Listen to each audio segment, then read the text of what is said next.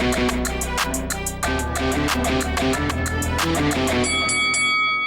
guys, welcome to Boxing Squared for boxing news and views from around the internet.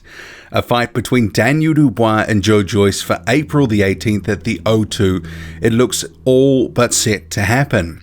So it's being reported by The Athletic. See here on screen by its reporter Mike Coppinger. Joe Joyce has agreed to meet Daniel Dubois on April 18 at the O2 in London. Now the ball is in Dubois' court to complete his side of the deal to finalise an intriguing heavyweight fight between undefeated big men from the UK. And Daniel Dubois has followed up on that reporting.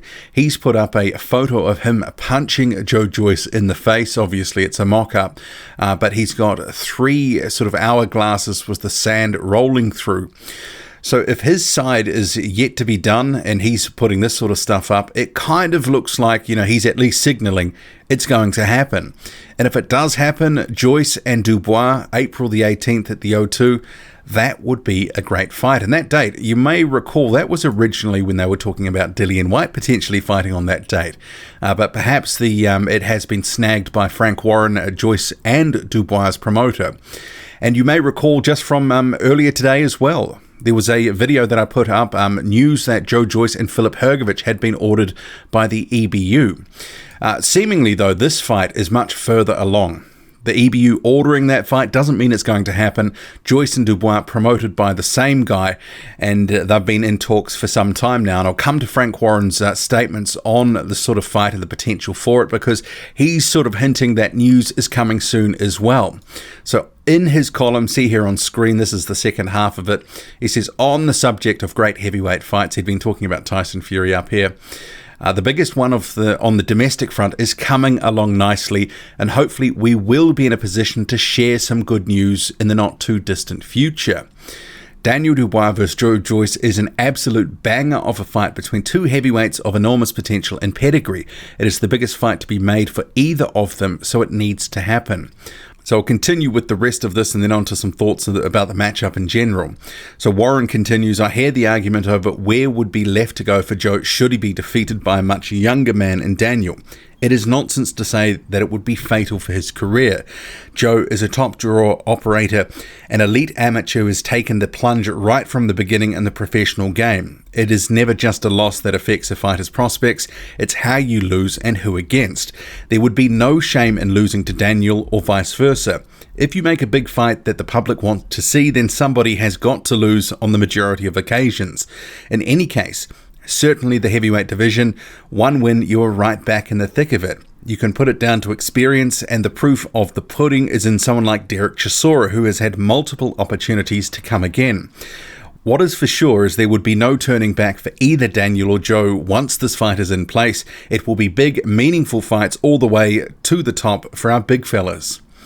And I guess just on the sort of comparison for Joe Joyce and Derek Chisora, Joe Joyce is, 34 years old? I mean, Derek Chisora is 35 years old, 36, somewhere around there. He's been around as a pro forever and a day. It's not like Joe Joyce has another 10 years just to try come again if he loses like Derek Chisora has had. So I don't know if the comparison is completely like for like, because Joe Joyce coming into the pros later in his, he was 32 at the time. So it is one of these things, he turned pro late. His opportunities probably aren't going to be as vast as someone like Chisora, who turned pro in his early 20s.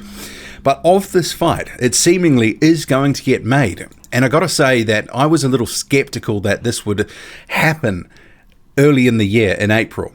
They were talking about this could happen, but I thought the way that Frank Warren normally tries to draw things out, he would try to make it bigger and have it at the end of the year. I just figured that would be part of his playbook. He would try to build these two up through the year, build the rivalry, and try to make the most money at the end of the year, because we've seen it before.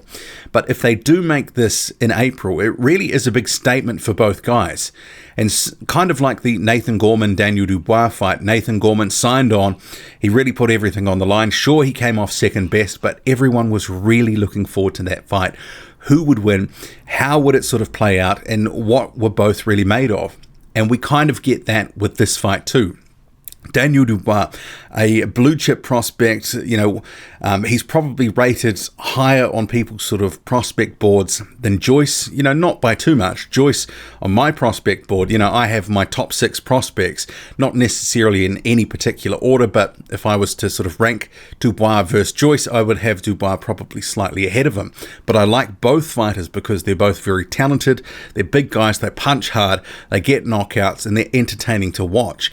I know a lot of people, do think that Joyce has got some deficiencies, but he will really try to put it on Daniel Dubois and test his chin. And let's face it, Dubois coming up so far, he had his 5 fights in 2019. He's now number 3 in the WBO rankings. But I don't know if we've really seen him in against quality opposition, the sort of on the level that Joyce is. Joyce would easily, in my view, be the best opponent that Daniel Dubois has faced. There's some questions about him. If he can actually, because remember, he has been the distance once. That was against Kevin Johnson in 2018. Didn't necessarily look fantastic, but he's improved since then. But Joe Joyce is a guy who's been around in the amateur scene, at least. He's had a lot of fights over the years. He may have only had about 10 or so on his resume as a pro, but he's got good experience. More than Daniel Dubois overall in terms of being a boxer. So he can try to use all his tips and tricks of the trade and try to frustrate Daniel Dubois, test his chin, set traps, try to actually make Daniel Dubois work for the win and do something that he maybe hasn't been forced to do before. Be uncomfortable at times. If Joyce can go in there, even if it is in a losing effort, and I'm not saying it would be, if he can go in there and really put it on Dubois, make him work, make him uncomfortable, we get to see what Daniel Dubois is really made of. And also at the same time, Joe Joyce, because at this point in both their careers, because Dubois would easily be the best opponent Joyce has faced. I do rate Dubois higher than the Jennings win if Joe Joyce could beat Daniel Dubois. This is a good opportunity for both to really prove to the boxing world where they are really at. We've seen flashes from both, and I think a lot of people would probably lean towards Daniel Dubois because he's sort of got the momentum behind him out of the two. There's just a bit more behind him. People think that Dubois is going to go all the way. But I believe this is a very tough competitive fight for both. So it'd be interesting if it does get made. It really is all on the line, and, I love the fight if it does happen. This would be one of the best fights in the heavyweight division for all of 2020, should they make it.